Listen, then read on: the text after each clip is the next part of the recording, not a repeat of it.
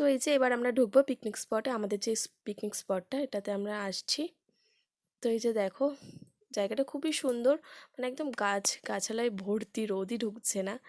তো কিছু কিছু সিট করা রয়েছে কি সুন্দর করে। আর আমরা এখানে কফি খাচ্ছি, আর আমার বর দোল্লা চড়ছে কফি খেতে খেতে। এসেই আমরা কফি, তারপর চিকেন পকোড়া, কচুরি, আলুদম এসব খেয়েছি। এখানে কিছু কিছু রাইডস রয়েছে যেগুলো আমরা চড়েছি। আর এরপর এখানে একটা ঘাট রয়েছে, তো সেই ঘাটে একটু বসে রোদ পোয়াচ্ছিলাম, কারণ ওখানে তো একদমই রোদ ঢুকছিল না। এখানে সবাই বলতে গেলে অচেনা, তবে এরা এক চেনা। আর এখানে নাচ গানও হচ্ছিল। দেখো বয়স্ক সব কাকু টাকু সবাই নাচ করছিল, খুব মজা করেছে সবাই ওখানে গিয়ে। এখানে কিছু প্রতিযোগিতা হয়েছিল, বালতিতে বল ফেলা, সেখানে আমি একদমই জিতিনি।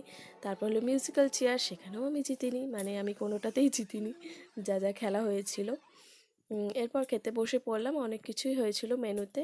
তো খুব ভালো রান্না বান্না হয়েছিল, সব মিলিয়ে সব কিছুই ভালো হয়েছিল, খুব সুন্দর।